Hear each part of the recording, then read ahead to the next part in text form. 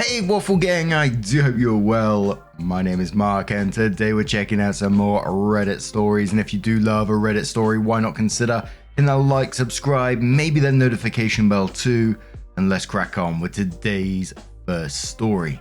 Much love, guys. Now, our first story is from the wedding shaming subreddit. It is one that we've covered in the past, but there was two additional updates which we didn't see. So I'm going to be covering that story. I'll be covering the first parts of the story as well. So if you do want to skip parts of it, please feel free to do so. Timestamps are always down in the description and along the timeline below. Thank you. This is from lolfuckno. Great name. That says, the wedding hasn't even happened yet and everything's already a train wreck. Okay, so this girl I know from high school is getting married. We're both 22 for reference. In our senior year of high school, she got pregnant with baby daddy A, who will be referred to as Adam. Her super conservative parents kicked her out and she ended up moving in with a friend's family. She barely graduated high school.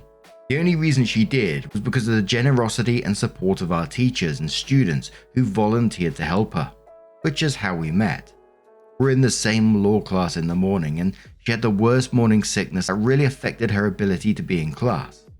So I took extra notes for her, tutored her, and brought her stuff if she hadn't come back by the bell. I was the only one who did stuff like this for her, and I know she really appreciates all the assistance we gave her. She had the baby a month after we graduated. She signed up for a 911 dispatcher course for after high school, because where we live, it's a good steady job, with opportunity for certificates and promotions. But she didn't realize how intensive the course would be, and had to drop out. She started working at a grocery store bakery, just until she had a better plan. Adam started an apprenticeship while working part-time at a hockey rink, and proposed to her literally the day of her 18th birthday, and brought up marriage because it's the right thing to do. I don't really agree with that, but this isn't about me, and she was always refusing. She started cheating on him after a while, we're all 19 now, and eventually leaves him for another guy because she's pregnant again, and it's far more likely that this guy, baby daddy B, who will be referred to as Brad, is the father of the child. Neither of them can afford lawyers, so getting any kind of custody agreement is a mess, and then their parents got involved and they did 50-50 split. Still not made official. She has the baby that does turn out to be Brad's, and everything is okay for about 9 months. When she finds out Brad has been cheating on her with his TA, Brad decides to pay child support but doesn't really want contact with the kid. Only around holidays and one weekend a month for his parents' sake. She moves back in with her parents, we're all 20 now, who only accept her back because there's grandchildren around. On the plus side, when she's 21, she gets to take that year-long dispatcher course and passes with flying colors. After working as a dispatcher for a year, we're all 22 now, she meets a police officer we'll call Chad, who's 26 and married, and Adam's second cousin. I can't remember how they're related, just that Adam and Chad are related somewhat distantly. She has an affair with him. Infidelity is super common among cops apparently. He gets knocked up, his wife divorces him, Chad proposes because it's the right thing to do, she accepts and her parents kick her out again for being a insert expletive here. She moves in with Chad with her 2 kids. They started planning the wedding, which, given the background, is something akin to a dumpster fire. Adam is livid. He was desperately in love with this girl and hasn't really recovered from what she did to him. And while she rejected his proposals years ago, she accepted one from his cousin who proposed for the same reason he did. Adam has basically made a call for loyalty in the family, dividing everyone who should go, who should give money, etc. Plus, they're having trouble planning anything because of COVID.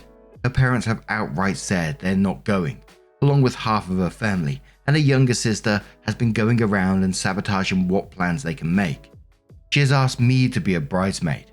I said that I couldn't because I live in a different province now. But the truth is, I do not want to be wrapped up in that clusterfuck in any way. I'm just watching the arguments and events unfold on social media because this is quite honestly the most entertaining thing I've seen all year. It's weird to me that she even asked because we are not friends. We never have been. We were friendly strangers in high school. I just helped her out for one class because she needed help and I could give it to her. I was just being nice. But based on how she turned out, I'm just sad for her. 3 kids in 4 years, and she's alienated so much of her friends and family because of her actions. And I'm torn between feeling sorry for her and putting my head in my hands. Edit 1. First off, all your comments are hilarious. Second, I'm just going to answer some of the common questions. We're from a city of over 400,000 people. She just comes from the neighborhood that is made of either Bible thumpers or white trash, with no in between. But the high school we went to was in a completely different neighborhood than that. Our school had pretty good sex ed course, and they gave out free condoms and had resources to help girls get birth control. And they had programs in place if students ever got pregnant / were going to be teen parents. They also had one of those classes with dolls for girls who were high risk at teen pregnancy. But she wasn't high risk, so she wasn't in that class. I don't know if birth control just didn't work for her or if she never tried. She started alienating her friends after the affair with Chad came out, because people weren't exactly jumping for joy that she'd broken up a marriage. Chad and his ex didn't have any kids, thankfully, so there were less obstacles. When people weren't immediately ecstatic for her, she started getting very snippy, rude, and was calling the bitches out on social media for not supporting a new relationship or pregnancy. To be honest, I'm really worried about her health because having this many babies so close together is just not good for her health, mental or physical. People are also worried that Chad will cheat on her.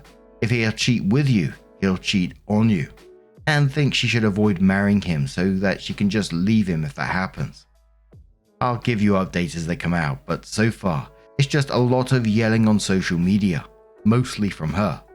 Some relatives slut-shaming her, and people are just really worried about her because, as funny as this doesn't seem like healthy behavior.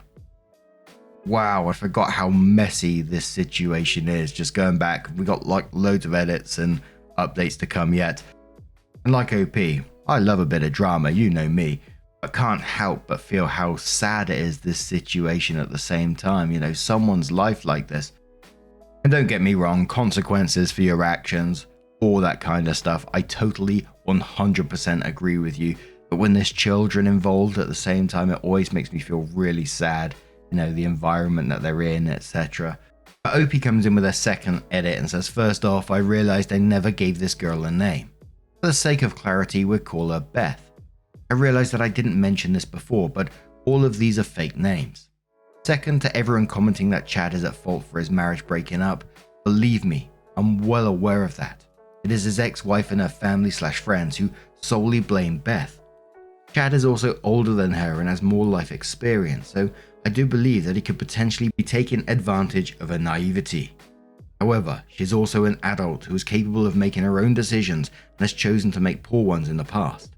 Third, people are upset that I'm posting this story here, claiming I'm humiliating her. She's been posting about this mess on every social media platform since they got engaged in July. She put this out there long before I did, except she did so in front of friends, family, employers, and co-workers, as well as internet randos. Fourth, despite getting engaged in July and attempting to start planning then, I was only asked to be a bridesmaid 3 days ago. I knew that there was a mess going on, but I didn't really pay attention to it until she asked me to be a bridesmaid. I tried to ask what was going on. I said that she should talk to someone, but when she completely brushed me off, I checked her Facebook and Instagram and found out all of this. Fifth, I realized that I didn't really talk about how disastrous the wedding planning has been going. So here you go. They've had to rebook 3 times because venues and vendors keep cancelling when infection numbers got worse, even though their wedding was months away. Beth has been flipping between having the wedding while she's pregnant, then she's proud of her bump, and wanting to wait until they're born because she feels fat, which is unfortunate because she's been breaking down due to insecurity on a public platform. Beth is currently 7 months pregnant. Beth's great aunt is going to give her wedding dress to wear after she gives birth, but Beth's mum freaked and stole the dress from said aunt before Beth could get it and is now keeping it. The great aunt says she's too old to get in a fight and has shrugged it off. Chad's immediate family is paying for the wedding and has been cut off by the rest of their extended family for choosing Chad. Beth's wedding colors are pink and green, which is usually a nice combo, but the specific shades don't go great together. They are her and Chad's favorite colors, which is fine, but she literally made a video talking about these colors for 14 minutes on her Insta. And both of her kids are just full on bawling in the background, and she's ignoring them, and she's gotten some flack for that. Adam is finally settled into his trade and now has hired a lawyer and is trying to get primary custody and not allow his daughter to go to the wedding. He's planning a Zoom baby shower / bachelorette party and has sent out a registry, and she's asking for crazy expensive things. She's also set up a GoFundMe to help pay for a honeymoon and is making a lot of posts about how no one loves her because the fund only has $1,267 out of the $20,000 she wanted. I'll update when I can, but I'm still in school, and while I do want to help her, she's refused help offered in the past, and there's only so much of this I can take mentally right now. Update. Everyone. So some stuff has gone down, so it doesn't look like it's over yet. Sorry I didn't update sooner, but Rona came back with a vengeance and totally messed up plans with uni and family. Anyway, on to the update. From the last update, 16th, lots of ranting and chaotic wedding planning on social media. She found a dress and has decided she will get married while pregnant. She found a local wedding venue that is very lovely, but I'm shocked she's still trying to book stuff with their previous venue cancellations. December 16th, her little sister unblocked her to call her a slut and tell her that her wedding plans were stupid. This resulted in a petty and entertaining Facebook war until little sis blocked her again on the 17th. December 18th, Beth went nuts on social media because Adam had kidnapped their daughter. What really happened is that because courts are moving at a snail's pace due to COVID, and Adam had a reason to believe that their daughter was not safe living with Beth, he decided to just not give her back. They didn't have a custody agreement, and when Beth tried to call the cops, they couldn't do anything because he was kinda right. There were dozens of videos on her various social media accounts of her ignoring their daughter, yelling at her daughter for crying and doing other things that toddlers do. It turns out that everything she needed was bought by Adam. Food, diapers, clothes, toys, daycare, while it was open, etc. On top of the unofficial child support he was paying every month, which turns out to be $500 a month. A number I find ridiculous because Adam was already paying for literally everything. Because she refused to buy anything for her daughter and insisted it was Adam's responsibility. Additionally, after the immediate post-birth appointments, Beth never took baby A to a doctor's appointment. She always deferred that to Adam. Baby A's pediatrician has never met Beth. Beth even tried to get Chad to push back or intimidate him or something.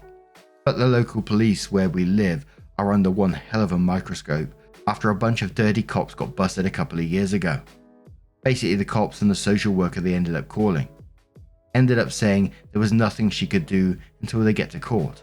The social worker tried to get her to go to therapy and parenting classes, but Beth refused and went on a 15-paragraph long rant on Facebook about how she doesn't need parenting classes or therapy. She really, really does though, and called the social worker some choice words. December 19th to the 24th.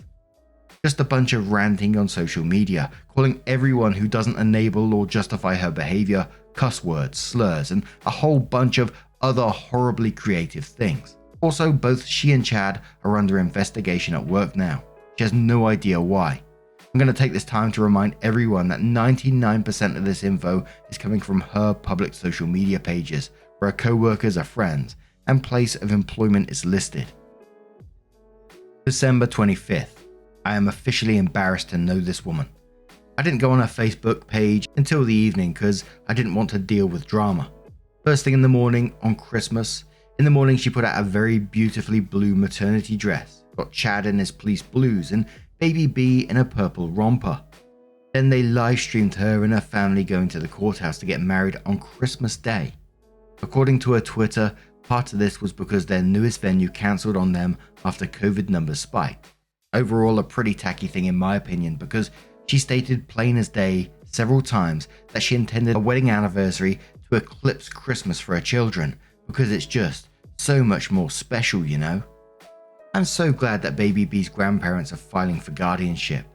But here's the thing, The courthouse isn't open. Because of COVID for one thing, but also because it's Christmas and Canada has a predominantly Christian history.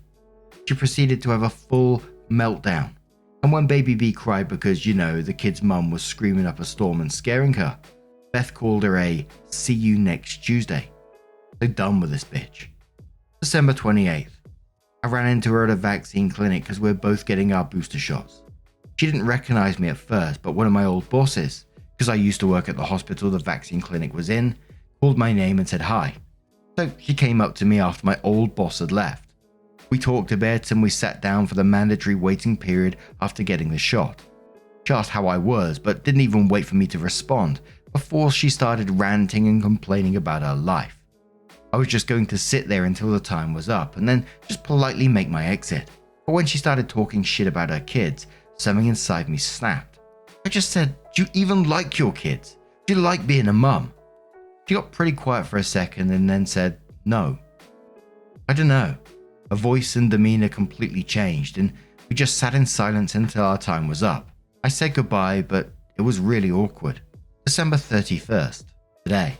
I just looked at her feed and this is such a shocking what the actual fuck moment.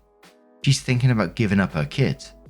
She went on about how she recently was asked if she liked their kids or being a mum, and how she realized that she didn't. She hates her children and blames them for ruining her life, and how she doesn't want to be a mum. I mean, nothing is official yet, but what the hell? I'll update as stuff happens now that I have time, but this whole thing has been a giant mess. Also, sorry for any formatting or grammatical errors. I'm not used to using Reddit on my PC. Next update. Okay, so some stuff has happened and most of it's good. January 4th, Beth and Chad stopped posting on all social media. I was actually a little worried she died. I mean, this woman posts everything short of her trips to the bathroom on Instagram. Oddly enough, this got people messaging or interacting with her social media pages because she was actually the one to start contact, and that contact was usually yelling. No one heard from them, and some people started to be like, "Should we call the cops for a wellness check?" Until Chad posted a status saying that they're fine but are busy. Please stop trying to contact us right now. Everyone listened, but it was weird. January 11th, I got a notification that Beth and Chad are active on social media again, but I didn't feel like drama, so I didn't check out any of their posts. January 12th, today, she messaged me on Facebook, asking me to be her maid of honor. She also kept going on about that resort in Cancun that she and Chad were looking to have their wedding at this coming February. Omicron is really bad where we are, so no one should be traveling anywhere. I've actually had to delay my trip back to the province where I go to university. No one should be traveling anywhere. Beth also found out that Chad was cheating on her with one of her co-workers and called the woman a homewrecker on Facebook, tagged her, and posted a text she found on Chad's phone. But Chad is the love of her life, so she's forgiven him, but not the other woman, which I find very hypocritical, considering how she and Chad got together. She also sent pics of possible bridesmaids' dresses, and they are the most hideous dresses I've ever seen. I know that some of the brides do that thing where they want to look a million times better by comparison, but it was just ridiculous. One of them looked like a partially deflated balloon with feathers strapped to it. She also openly admitted that she expected everyone attending to pay $3,000. $2,000 would go towards guest stay at the resort, and $1,000 would go to her and Chad, and they will expect wedding gifts so that they could go to their room for free. Apparently, she talked to someone at the resort, and if she got enough people to book their rooms, she and Chad would get theirs for free.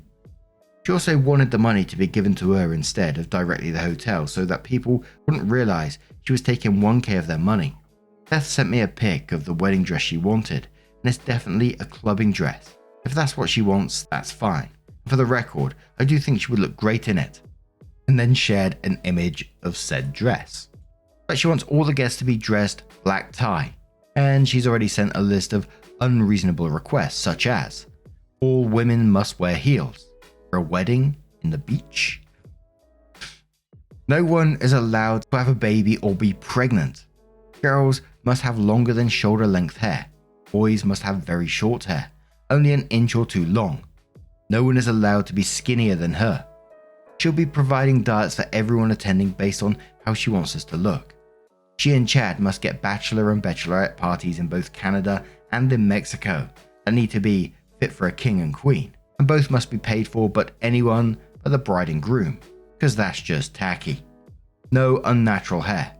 No tattoos. You have 5 tattoos, Beth, and in the dress you want, they will be on full display. No one is allowed to talk to her directly. They must speak through the maid of honor and bridesmaids. Honestly, there's a lot more, but I didn't feel like typing it all out.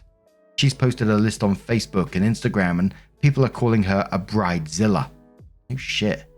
I was also just kind of weirded out because aside from the previous convo at the hospital and when she originally asked me to be a bridesmaid, we haven't spoken since high school. So I respectfully declined, stating that the virus and school were my top concerns right now.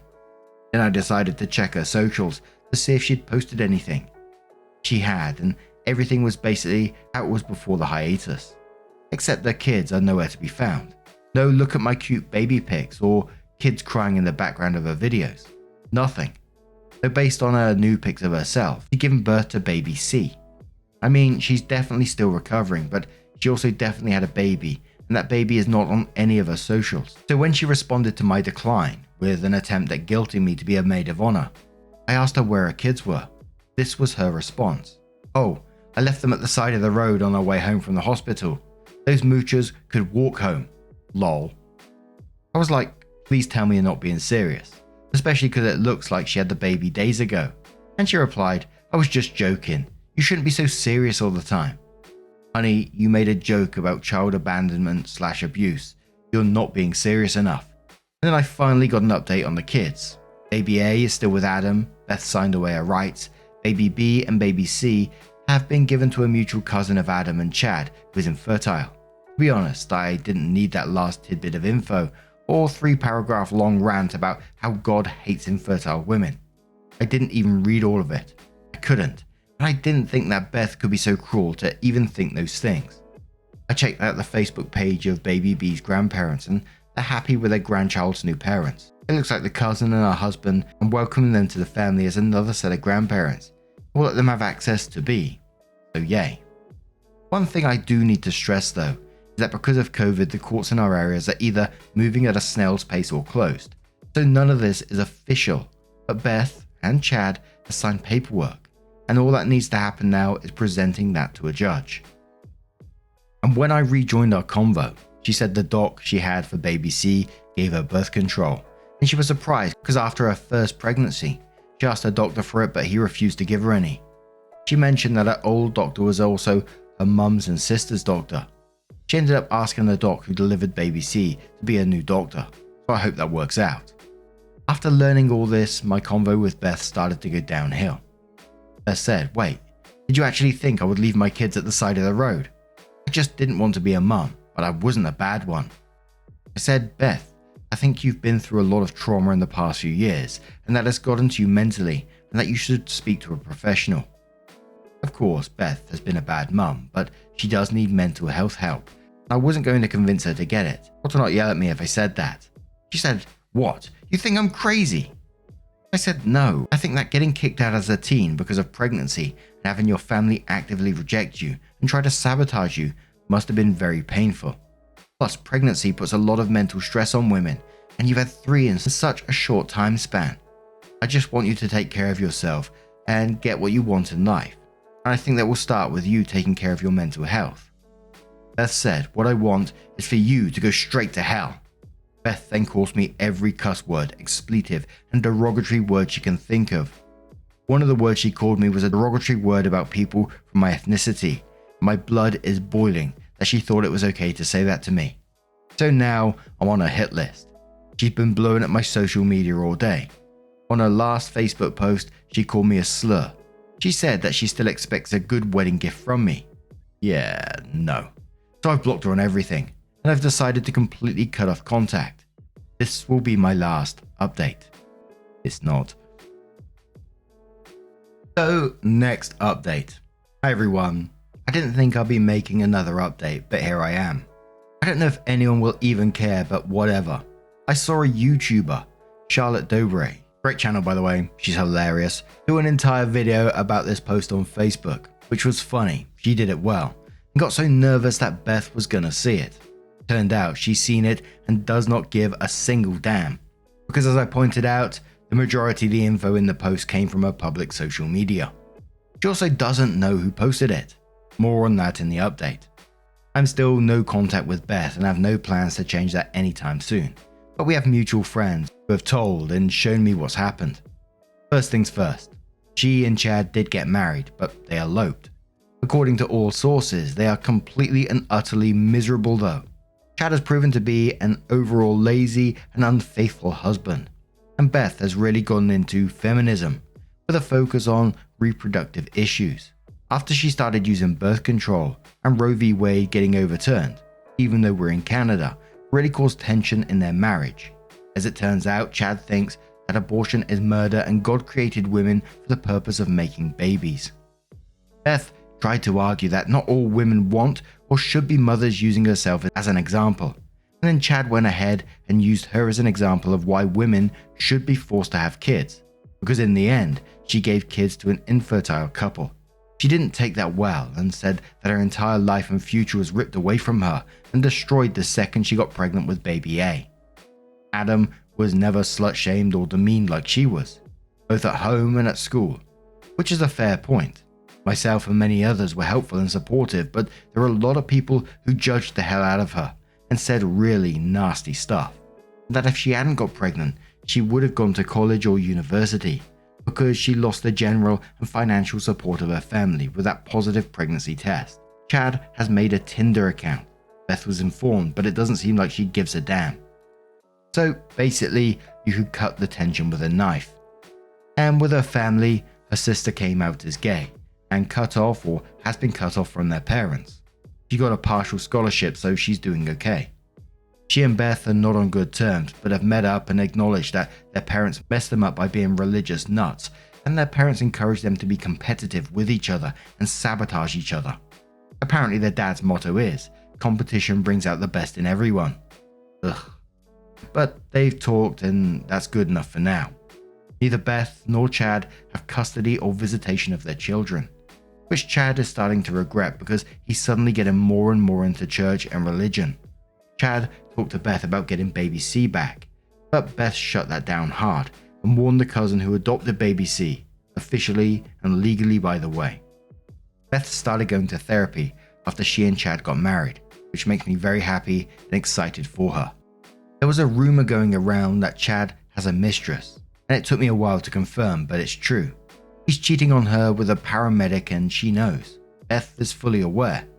I don't know if she plans to do anything about it or just continue to ignore it, but I hope she leaves his ass. I'm still not going to talk to her. She crossed so many lines, but she's grown and improved a lot, and her life would be a lot better without that sack of scum in her life. Now, I've given a few details in my post that should have revealed my identity to her, namely her asking me to be a maid of honor. I found out that she actually asked around 15 girls, including myself, to be a maid of honor, without telling any of us about the others, because she was trying to get money from all of us, and because her mental health has just been very bad and she needed help. And of those 15, 8 have been going to school out of province. And of those 8, we all had basically the same classes in high school, and apparently doesn't remember our discussion at the vaccination clinic and had a major blow up with everyone she asked to be maid of honor. She knows it's one of 8 people and reportedly has no interest in trying to narrow that number down. Chad did the same thing with his groomsmen, but I don't know any of the numbers. Dear Beth, if this post gets forwarded to you somehow or graces your phone screen, leave Chad. He's trash, and you'll be much better without him in your life. And though I'm not willing to talk to you again because of your words and actions, I do wish for you to have a wonderful and happy life. And a lot of the comments on this one saying like this is very small town stuff. Whenever people talk about small town stuff, I don't know if it's wrong, I don't know if it's right, but what the images always pop in my head, and it's from like movies, and I know this is in Canada, but based on like movies from the US and stuff, I always picture those little towns where, you know, it's just got like a row of shops down each side of a road, and that's literally it, with a massive water tower with some kind of logo on in the background. But holy moly, what an absolute messy situation. I don't even know where to start with so much stuff going on within one story. You know, you got the wedding, you got, you know, the 3 kids by 3 different dads, the multiple levels of cheating in the story. It's just completely messy, isn't it? and I really don't know where to start with it. So all I'm going to say on this one is I really do hope that the children are happy and living a healthy life. That's all I can say. My brain always goes round in circles thinking about the kids with these kind of stories. Oh, I wonder what they're doing. You know, they're out there somewhere. But now I'm going to turn this one to you guys. What do you guys make of this situation? Holy moly. Let us know your thoughts down in the comments below. Now, just a huge thank you from the bottom of my heart for getting involved in today's stories. Your love, your support, your time always means the absolute world to me. So thank you so much for being a part of it. Truly, it's absolutely incredible. And hopefully, I will see you in the next one. Take care and much love.